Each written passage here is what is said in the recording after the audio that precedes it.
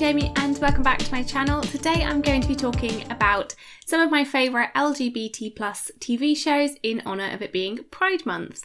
So these shows are going to be ones that I think are happy, positive representation and ones that kind of like explore sexuality or gender a bit more than just kind of having a gay character in a show. There will be minor spoilers for the shows I talk about. They'll all be listed in the description, so you can skip ahead if you don't want to hear any spoilers. The first show is Sex Education.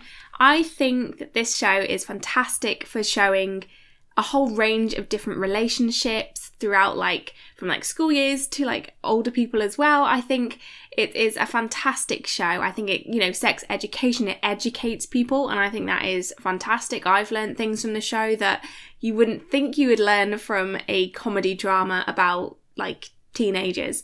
There are many gay, queer characters throughout the show, and I think they do a really good job of not tokenizing anybody or making anybody stereotypes, and they explore every gay character in the show has their own distinct personality. Yeah, like I said, they're not stereotyped, and I like how it treats kind of the straight relationships the same as the LGBT relationships. Obviously they go into kind of the complexities of each different relationships, and also the difficulties and the differences that they will face. Has so many different types of relationships and different people with all different types of sexualities and genders, and I think it is fantastic. A lot of the characters in the show, their stories and their plot lines aren't based on them coming out. Everybody has a different story. I don't really see a repeated one between different characters. We have some characters whose sexuality evolves throughout the show. We also have ones that know exactly who they are from the start and live their lives in the show as that. I don't think it's perfect. I don't think any show will ever be perfect because everybody's experiences is different, but I think it does a really good job. For example, one thing that I don't think was great was having the person bullying Eric for being gay turning out to be attracted to him. That is a trope that we've seen done so many different times. Noel think, if he hits you, he likes you. If he's making fun of you, he likes you. I think that is such an outdated and dangerous thing to be pushing onto people. But that being said, I really do like Adam's journey throughout the show. He's not a character I ever thought I would be rooting for, but no, I really like him. I like how his character has developed. Again, as I said, there's a whole range of different sexualities that they explore.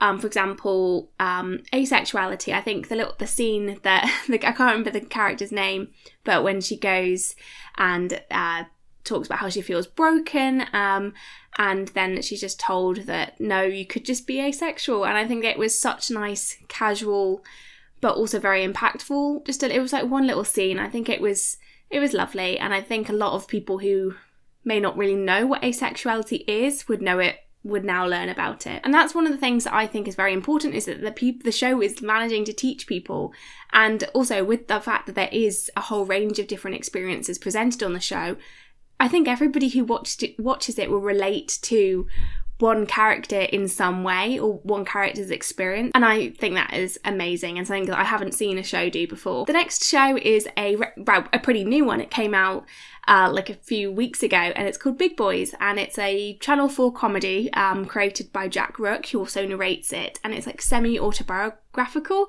and it's very funny. I watched it all in one sitting. It was funny, it was emotional, it really tugged at the heartstrings at certain points. I would say it's a very honest and authentic depiction of this man's life as he explores his sexuality in university and the difficulties in coming out, and I think it was just a beautiful show. It made me cry, it made me laugh, I absolutely loved it. It also explores grief from the main character Jack's side, and it also explores depression, drug use. I also think this isn't really related too much to the sexuality aspect, but I feel like it does such a great job of showing men struggling, and I think that is something that we have definitely not really seen too much. It's still something that is quite taboo that needs to change.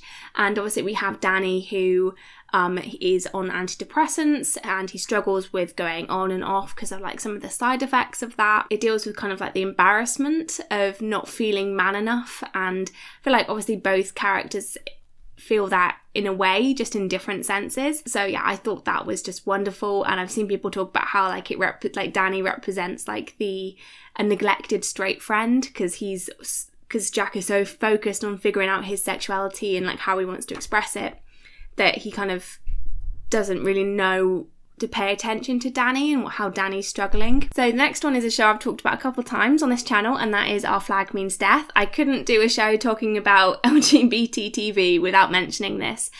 So first of all, there is a main, like the cast, the characters are mainly gay or queer in some way, which is lovely to see.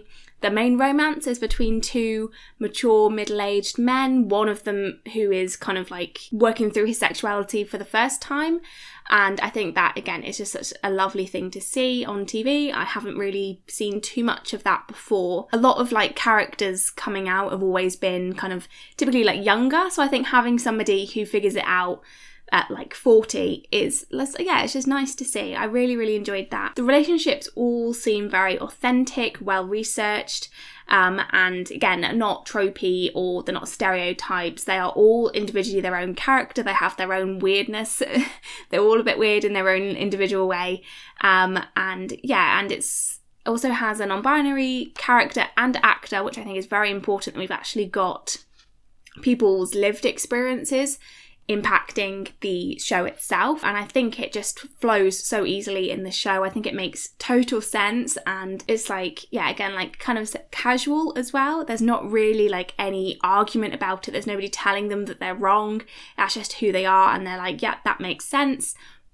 No further questions. And I think that is wonderful, and it's just like, why can't it be that simple in real life? Next up is Feel Good, and again, this is another semi-autobiographical show, and it was created by Mae Martin, and it explores Mae's relationship with George, who's played by Charlotte Ritchie, so that's always a plus in my books. It's like the development of their relationship over time while they're each dealing with their own struggles. So George struggling to come out, Mae struggling with their past addiction that's like they were in rehab, but it's like kind of coming back, and like obviously addiction never truly goes away, so it's about them dealing with that, learning how to deal with that, and also struggling with their past, with their relationship with their parents. And yeah, it's very emotional at times, but it is a beautiful show. Again, because it's semi-autobiographical, it feels so authentic and raw and honest, and it's just fantastic. And again, more so in the second series, we look at Mae working through their gender and trying to figure out exactly how to identify and what fits with them the best. And I think George says this really lovely line that's like, you tell me the words you want me to use and I'll use them. And I think that is, again, just like, why can't people just be accepted that easily?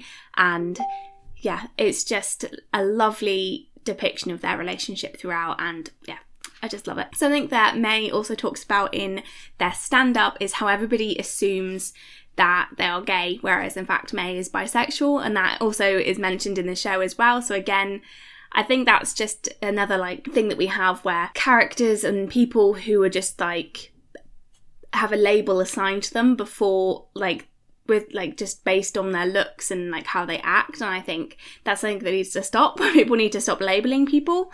And yeah, I just love that. So next up is Schitt's Creek. This is one that I wouldn't necessarily identify as an LGBT plus show than I would the other ones. There, I think that is mainly like the forefront, but I cannot like leave this out of the list because David and Patrick's relationship is one of the best relationships I've seen in TV, and also I love Ted and Alexis as well.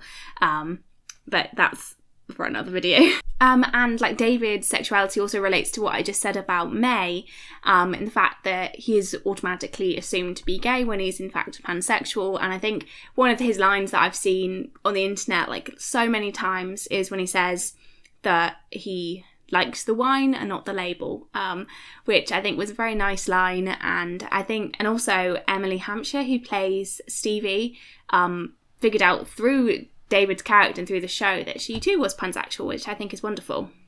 But yeah, David and Patrick, absolutely wonderful together. They mesh together so well, and I think their relationship brings out the best in each other and is just one of the most beautiful relationships I've seen on TV. The next show is Brooklyn Nine-Nine, and yeah, this is again not one that I would necessarily identify as an LGBT plus show, but one that I love nonetheless.